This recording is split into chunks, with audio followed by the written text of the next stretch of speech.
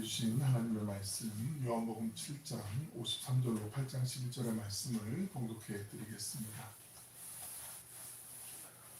다 각각 집으로 돌아가고 예수는 감람산으로 가시니라. 아침에 다시 성전으로 들어오시니 백성이 다 나오는지라 앉으사 그들을 가르치시더니 서기관들과 바리새인들이 음행 중에 잡힌 여자를 끌고 와서 가운데 세우고 예수께 말하되 선생이여 이 여자가 가늠하다가 현장에서 잡혔나이다.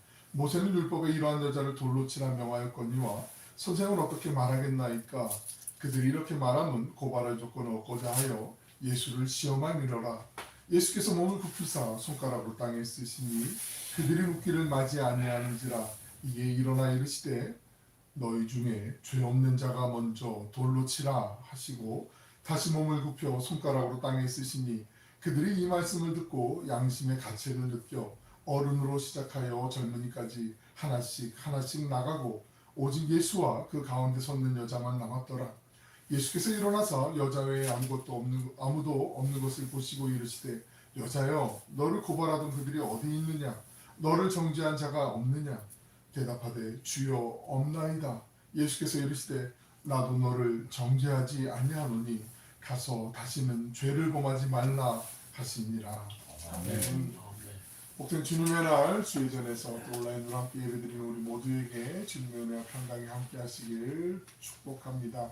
모처럼 들으셔서 두종 원사님 말씀 주신 네 분 또 건강한 모습 회복하시면서 나오셔서 감사하고 한 주간 또 열심히 살아내시냐고 수고들 많으셨는데 우리 서로를 위해서 축복하고 환영의 박수 한번 할까요?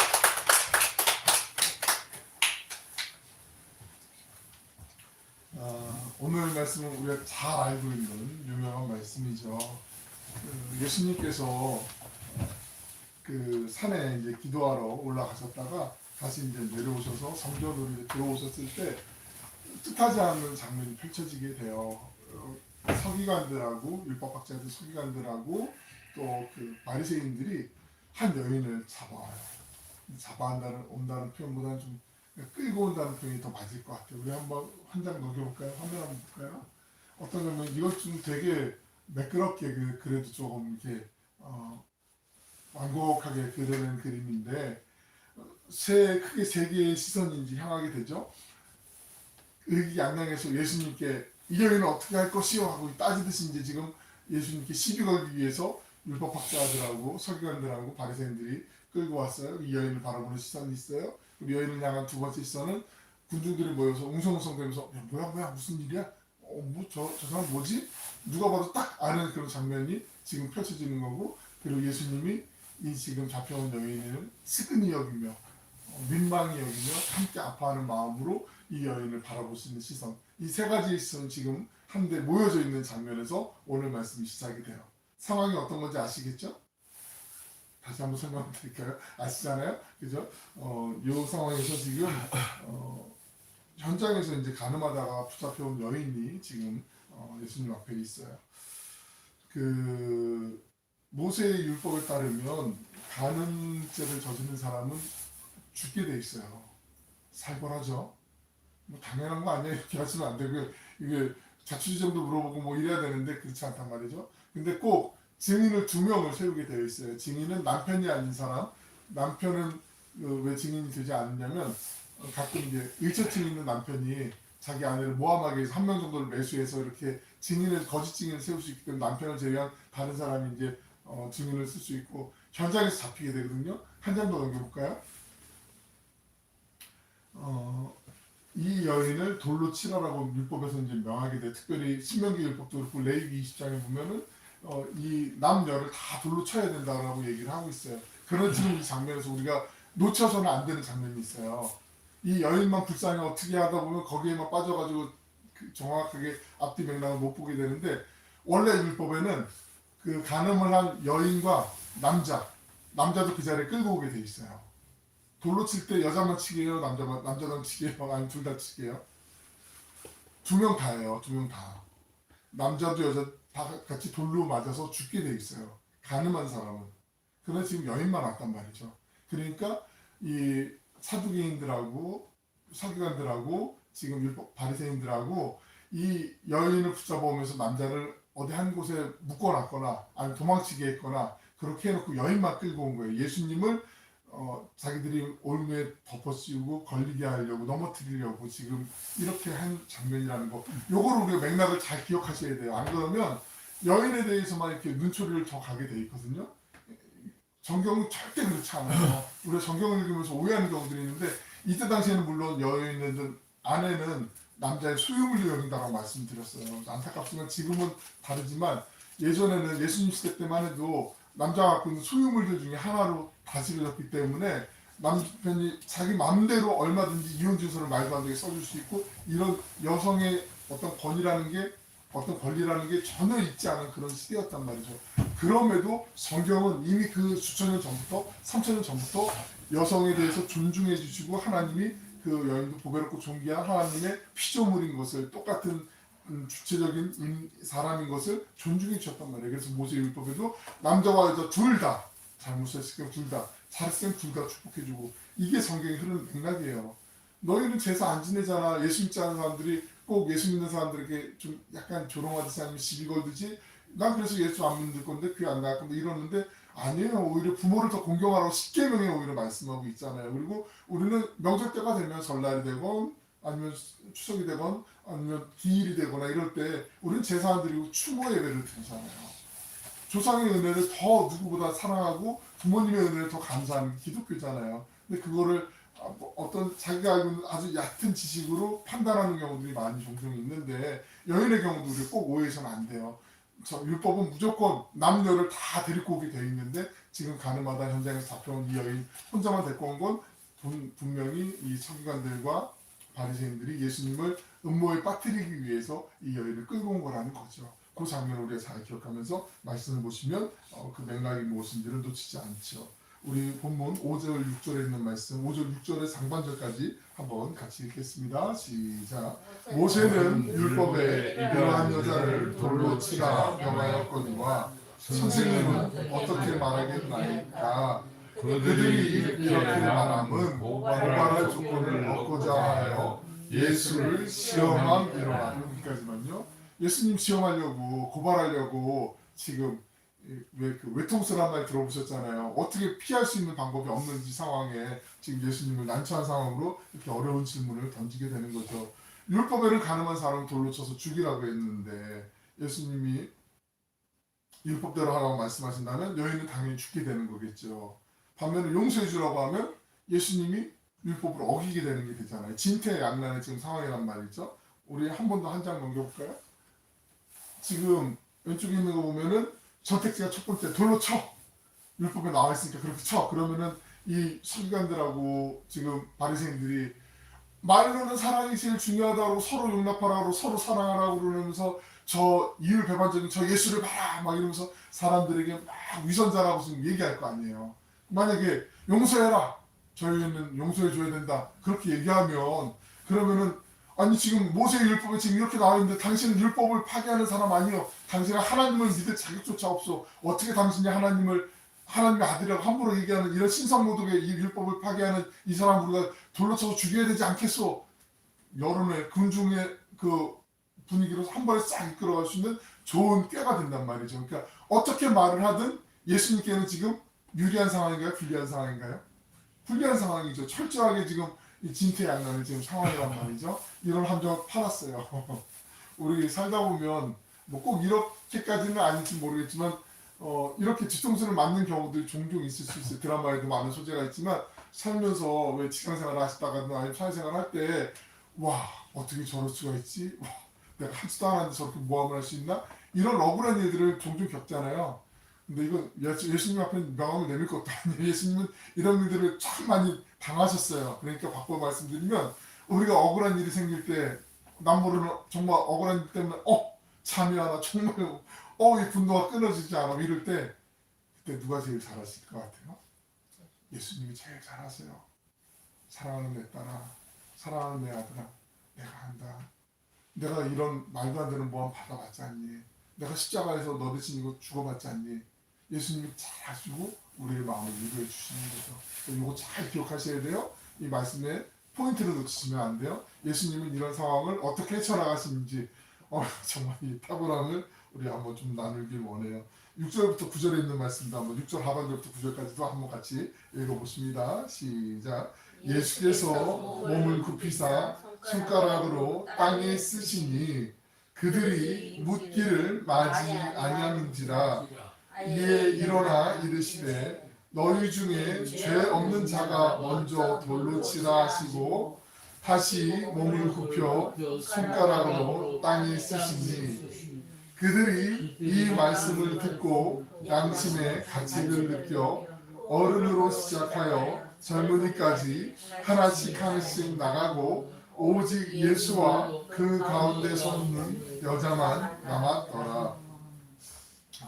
지금 이 장면도 그려주시죠? 예수님께서 땅에다 글씨를 쓰세요. 뭘 쓰시는데 이 글씨가 어떤 내용인지는 정확히 성경에 안 나왔기 때문에 우리가 뭐 짐작이나 추론을 어렴풋하게나 할 수 있을지 모르지만 뭐 어떤 분은 뭐 이게 서로 사랑하라 썼다고 하기도 하고 뭐 다양하게 주장할 수 있지만 그건 주장일 뿐이고 성경에 없는 거는 없는 거일 거를 정확하게 모르는 거잖아요. 나중에 천국에 가게 되면 선명하게 이제 잘 알게 될 테지만 몸을 굽혀 쓰세요. 근데 두 번을 쓰시게 되거든요.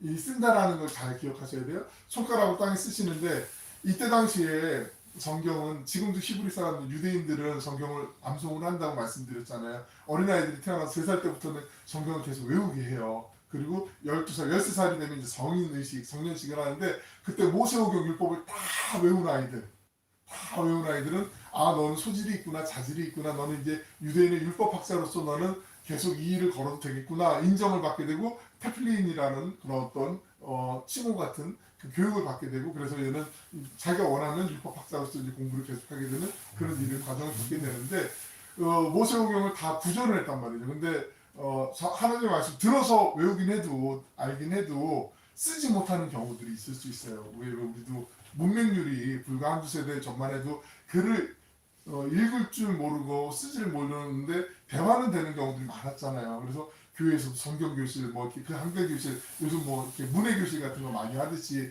그래서 이제 글을 깨우치는 경우들이 많이 있었는데 이때 당시도 문맹률이 높았기 때문에 글을 아는 사람들은 서기관들이나 바리새인들 그렇게 많지 않았단 말이죠. 그러니까 글을 바닥에 쓰신다라는 건 또 한 가지 우리가 어떤 측면에서 볼 수 있냐면 예수님께서 이 율법학자들과 서기관들을 배려해 주시는 거예요.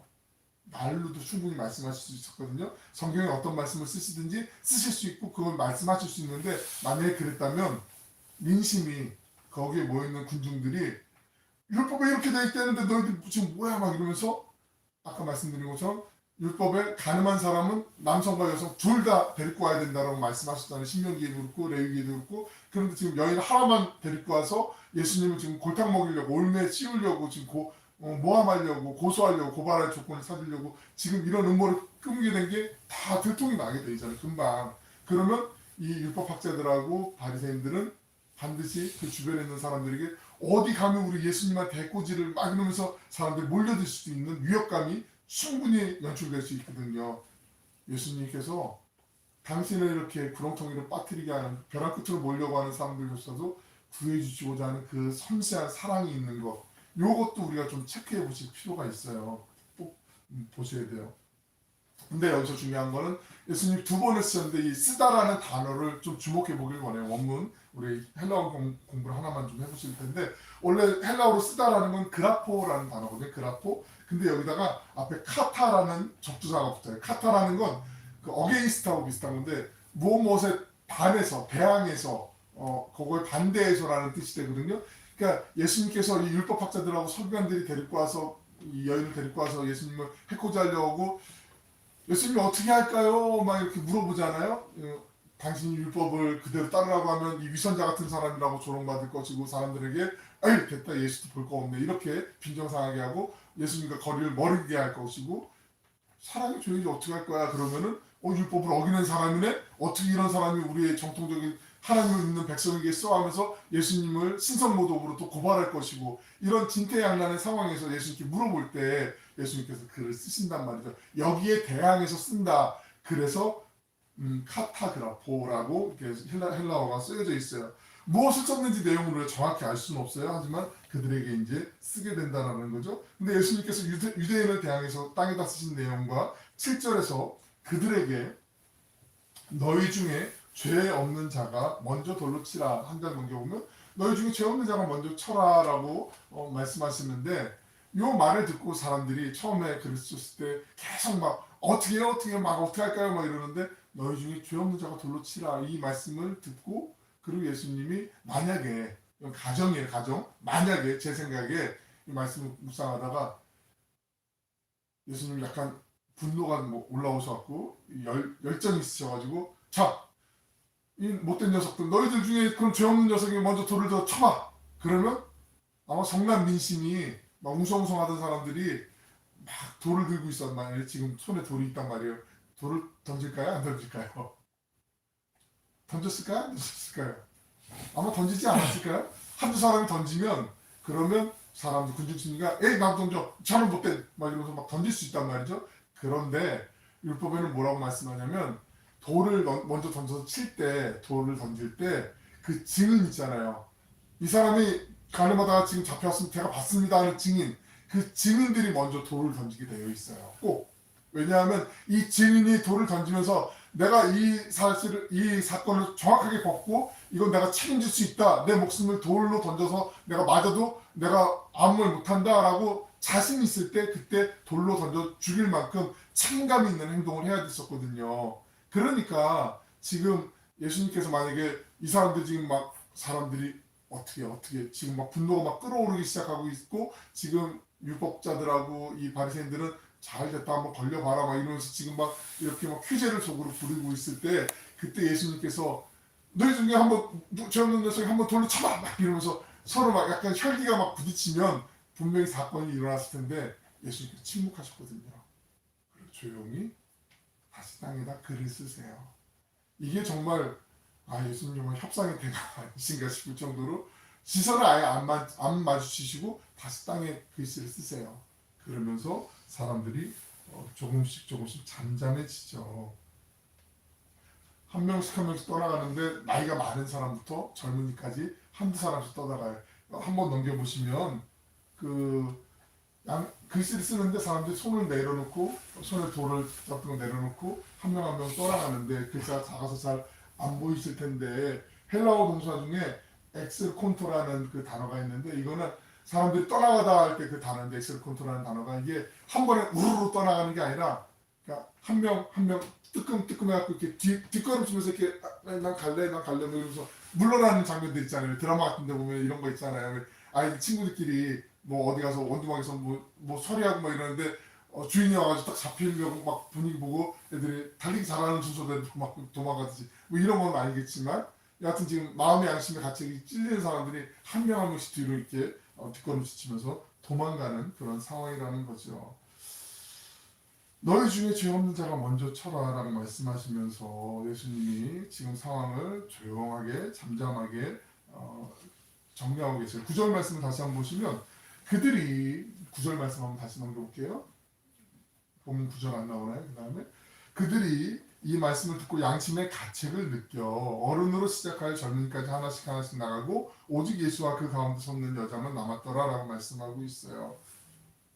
그런데 이 여인과 예수님만 딱 둘 남았을 것이다라고 생각할 수 있는데, 물론 제자들이 좀 먼 발치에서 주변에서 아마 예수님의 그 상황을 지켜보고 있을 거고, 아마 떠나지 않은 사람들은 좀 멀리서 아마 이 장면을 보고 있었을 것이 더 그림상으로는 맞을 것 같아요. 그런데 왜 이렇게 요한이 썼는가? 오직 예수와 그 가운데 섰는 여자만 남았더라.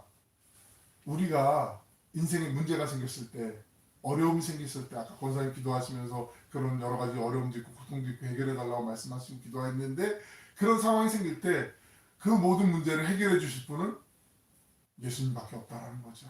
하나님밖에 없다라는 거죠. 우리의 힘과 도움은 오직 주님 한 분밖에 없음을 다시 한번 강조하는 거죠. 여기서 오직 주님과 나, 신앙도 그렇지 않습니까? 나와 하나님과의, 우리 각자와 하나님과의 1대1의 관계에서, 주님 제가 지금 너무 많이 힘드네요. 주님 이 기쁨을 허락해 주셔서 너무나 감사하네요. 우리가 어떤 희노애락을 겪던 간에 그 모든 것들이 하나님과의 1대1 관계에서 감사하고 회복되고 다시 충만해지고 다시 기뻐할 수 있고 다시 힘을 얻을 수 있고, 또 잘못한 건 주님의 책망 가운데 다시 고쳐질 수 있는 이런 모든 것들은 주님과 나와의 1대1의 관계임을 다시 한번 확인시켜주기 위해서 강조하고 싶어서 지금 이 표현을 썼다라는 것을 우리가 잘 기억해 보셔야 될 것 같아요. 이 말씀을 그 성 아우구스티누스가 주석을 하면서 아주 묘한 언어 유희를 우리에게 보여주고 있어요. 이 말씀을 보면서 비참과 자비의 만남이라고 이렇게 표현하거든요. 비참과 자비. 한번 위에 한번 사진 한번 보실까요? 그 라틴어로 미제리아하고 미제리코르디아, 그 비참이란 말과 자비라는 두 단어를 연결하면서 두 위대한 말이 남았다. 이 여인의 지금 심정은 비참하잖아요. 사람들 시선도 따갑고 너무나 부끄럽고 창피하고 나 돌에 맞아 죽을 수도 있는 그 공포심 때문에 지금 막 두렵고 떨리는 마음 가운데 있고 옷이라도 제대로 입었겠어요? 걸쳤겠어요? 지금 아마 어쩌면은 되게 막 옷도 찢겨지고 막 이런 막 정말 모진 그 수심 가운데 끌려왔을 텐데 그때 주님의 그 풍성하신 자비를 만나게 돼요. 그리고 주님의 은혜 안에서 이 여인이 다시 용서함 받고 회복되게 되는 모습. 아마 예수님을 만나지 못했다면 이 여인이 끌려오지 않았다면 사람들로부터 어땠을까 한번 생각을 해봤어요. 아마 본인의 죄를 들키지 않았으니까 뭐 좋았을지 모르겠지만 양심이라는 게 가만히 있지 않잖아요. 우리 양심은 우리가 잘못을 하게 되면 우리 양심은 늘 언제나 우리의 마음을 녹화하거든요. 물론 양심이 굳어가지고 뭐 반응도 안 하고 뭐 이럴 수도 있을지 모르겠지만 우리의 마음 속에서 계속 아니야 그건 바른 거 아니잖아 그거 잘못한 거잖아 언젠가는 그 양심의 호소 때문에 본인 스스로 그 참회의 눈물을 흘리게 되는 경우들이 있거든요. 오히려 예수님께서 만나주신 것이 이 여인에게는 큰 복이고 큰 행복이죠. 마치 그 4장에 요한복음 4장에 수가성에 있는 한 여인을 만나주셨던 예수님께서 그 여인의 모든 타는 목마름을 해결해 주시고 구세주를 만나면서 이제는 사람들 앞에 당당히 나서서 우리가 고대하던 메시아가 드디어 왔습니다라고 동네방네다니면서 주님을 만나라고 외쳤던 것처럼 이 여인에게도 아마 주님은 그런 마음으로 인생의 근원적인 문제를 해결해주고 그 여인이 다시 바르게 살아갈 수 있도록 찾아가신 게 아닌데 사람들 끌고 왔는데 이 여인의 그 깊은 내면까지 만나주신 그래서 비참과 자비의 만남이라고 어거스틴이 표현하는데 정말 탁월한 비유고 정말 훌륭한 표현이라고 볼 수 있어요. 우리 10절 11절에 있는 말씀 같이 한번 읽겠습니다. 시작. 예수께서 일어나사 여자 외에 아무도 없는 것을 보시고 이르시되 여자여 너를 고발하던 그들이 어디 있느냐 너를 정죄한 자가 어디 없느냐 대답하여 주여 없나이다. 예수께서 이르시되 나도 너를 정죄하지 아니하노니 가서 다시는 죄를 범죄하지 말라 하시니라. 예수님은 서기관과 바리새인들이 있는 동안 아무 말씀도 하지 않으시고 땅에 글씨만 2번 쓰셨잖아요. 그래서 몸을 눕혀서 쓰셨어요. 그들이 다 달아난 뒤에 도망가고 난 다음에 떠나가고 난 다음에요. 여인을 바라보면서 말씀하시는데 10절에 보시면 여자여 너를 고발하던 그들이 어디 있느냐라고 말씀하세요. 여자여 그러니까 우리가 이거 액센트를 어떻게 듣느냐에 따라서 의미가 좀 달라질 것 같은데 이건 되게 친절하게 상냥하게 부르시는 거예요. 여인아 사랑하는 내 딸아 이런 느낌이에요. 지금 아휴 어떻게 힘들었지 많이 마음 아팠지 너무 고생했지 너를 고발하던 그들이 어디 있느냐. 예수님 지금 몰라서 이거 물어보겠어요? 아니에요. 이 여인에게 스스로 자존감을 지금 이제 다시 불러일으키기 위해서 저 그렇게 막 머리끄댕이 잡고 막 이렇게 옷 찢고 막 이렇게 끌고 왔던 이 사람들 지금 없네요. 이 여인도 모르겠어요. 지금 상황이 정리된 거 알잖아요. 그 잠시 동안의 침묵, 그 잠시 동안의 상황이 정리된 가운데 지금 예수님이 이 여인이 그렇다고 해서 먼저 얘기하기는 너무나 지금 만감이 정말 교차하는 상황에서 예수님께서 먼저 친절하게 따스하게 여인아 하면서 여자여 라고 이렇게 건네는 거예요. 아마 다정한 눈빛으로 예수님이 말씀을 건네시면서 이 여인이 헐벗고 있었다면 예수님의 옷을 겉옷이라도 이렇게 덮어주지 않았을까요? 그러면서 이 여인에게 다시 격려하고 위로하면서 그 사랑의 음성을 들려주지 않았겠어요? 사람들에게는 죽어야 돼. 돌 들어 빨리 돌 들어 막 이랬던 여인이었는데 예수님은 고귀한 인격체로 이 여인을 맞이해 준 거죠. 마주한 거죠. 이게 정말 중요한 거예요. 우리가 군중심리라는 교회 안에도 있잖아요. 있잖아요. 규모가 크든 작든 다 있어요. 역사가 오래됐건 짧든 다 있어요. 그러면 어느 순간인가 나도 저 군중의 무리에 내가 지금 여기 있는 거 아니야? 싶을 때가 있을 수도 있어요. 아니야, 나는 아니야라고 군인하고 싶지만 아니라니까요. 사람은 다 똑같다니까요. 우리는 성경을 읽을 때 꼭 나는 의로운 편, 나는 착한 편, 좋은 편, 이기는 편, 우리 편, 뭐 이런 식으로 가려고 하는 경우들이 있는데 아니에요. 우리 냉정하게 우리 스스로를 한번 되돌아보면 어쩌면 나도 예수님을 십자가에 못 박아라 못 박아라 외쳤던 그 군중 중에 아마 그 자리에 내가 있었으면 내가 제일 크게 외쳤지 않았을까? 참 부끄럽지만 저도 그러지 않았을까?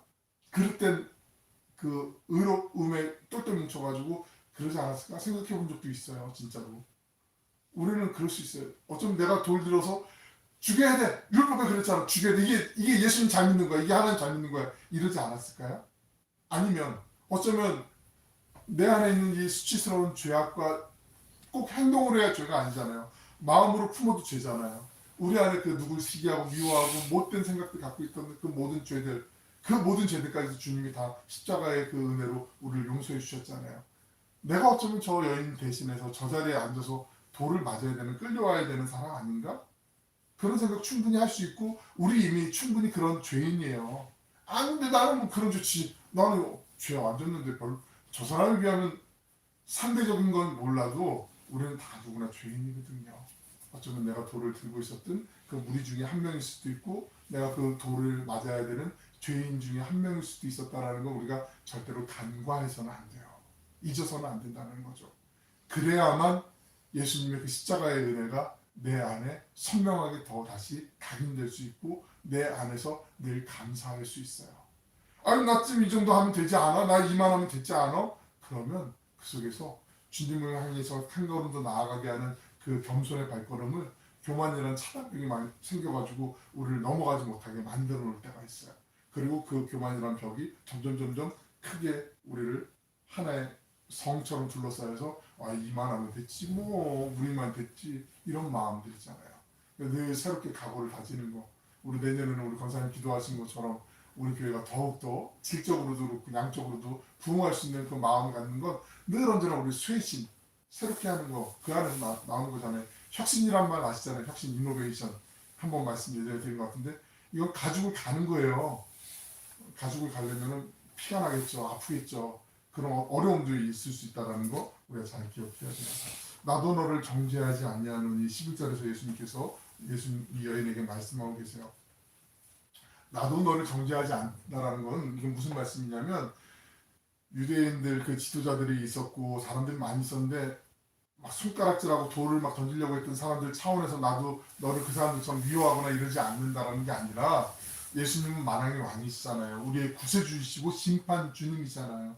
심판자로서 너희 죄를 묻지 않겠다. 죄를 용서해 주겠다라는 말씀이세요. 이 여인에게 여인아 여자여 하고 물으시면서 그 사람들이 어디 있느냐 모르겠는데요. 어디 갔는지 모르겠는데요. 여인아 내가 너 죄 더는 묻지 않을 거야.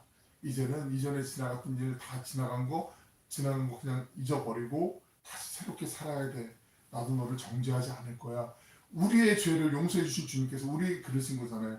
이전에는 우리가 주님을 몰랐던 정말 본질상 주님의 자녀였는데 다시 주님의 자녀로 태어나면서 우리의 죄는 눈처럼 하얗게 주님이 덮어주셨고 주님의 보혈로 이제는 새로운 사람으로 거듭난 존재가 되었잖아요.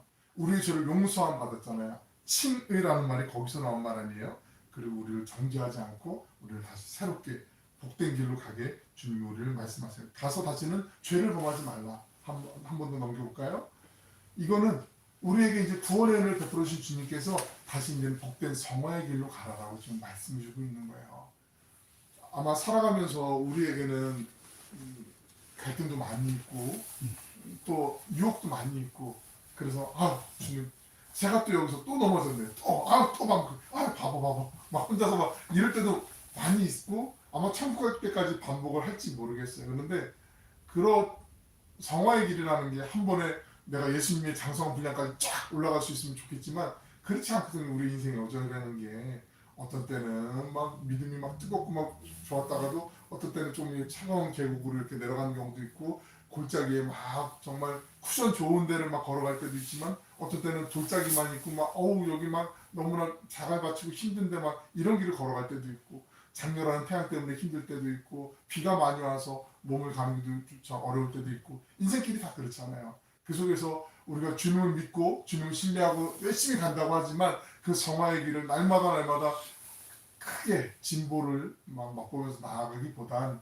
이리 넘어지고 저리 치일 때도 많이 있어요. 하지만 그럼에도 불구하고 주님께서 우리를 용서해 주시고 우리의 죄를 더 이상 묻지 않으시고 우리를 또 복된 길로 이제는 다시는 죄를 범하지 말라라고 말씀하셨으니 주님을 바라보면 돼요.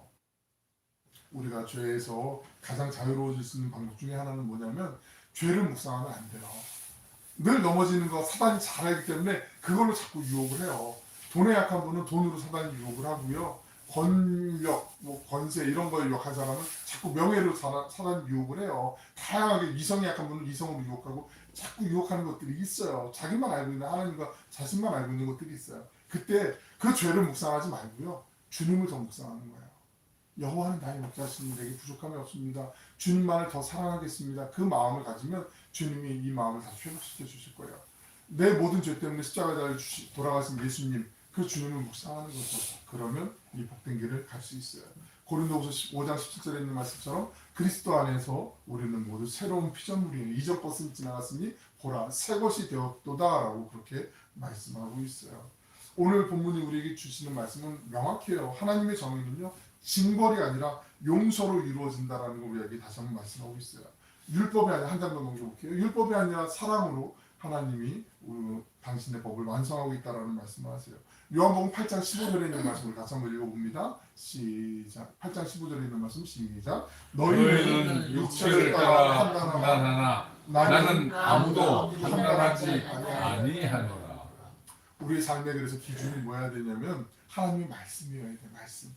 예수님이 우리 다음 시간에 볼 거지만 초막절의 명절 마지막에 물의 예식, 빛의 예식, 성전을 바라보는 예식 세 가지 예식을 한다고 말씀을 드렸잖아요. 지난번에 물에 대해서 말씀을 드렸고 이번에 이제 다음 시간에는 빛에 대해서 말씀하실 때 예수님이 자기 서론 가운데 나는 세상의 빛이다라는 말씀을 하실 때 그때 15절에서 이 말씀을 하시는데 너희는 육체를 따라 판단하라 바리새인들에게 하신 말씀인데 우리가 그래요. 우리 육신의 생각으로 우리의 이성으로 우리의 합리적인 여러 가지를 다 도출해 나면서 판단하지만 그 판단이 결코 맞고 정확한 판단이 아닐 때가 많이 있어요.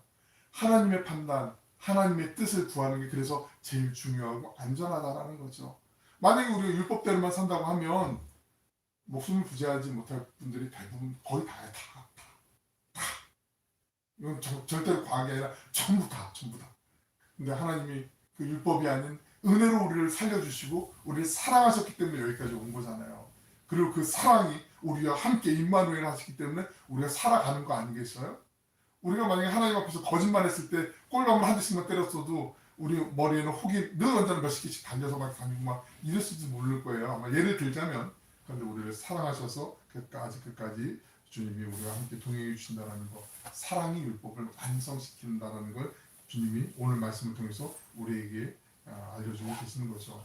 어쩌면 우리는 아까도 말씀드린 것처럼 돌을 들었던 그 군중이었거나 하나 더 넘겨볼게요. 돌을 맞아야 되는 그런 상황이었을지 모르겠어요.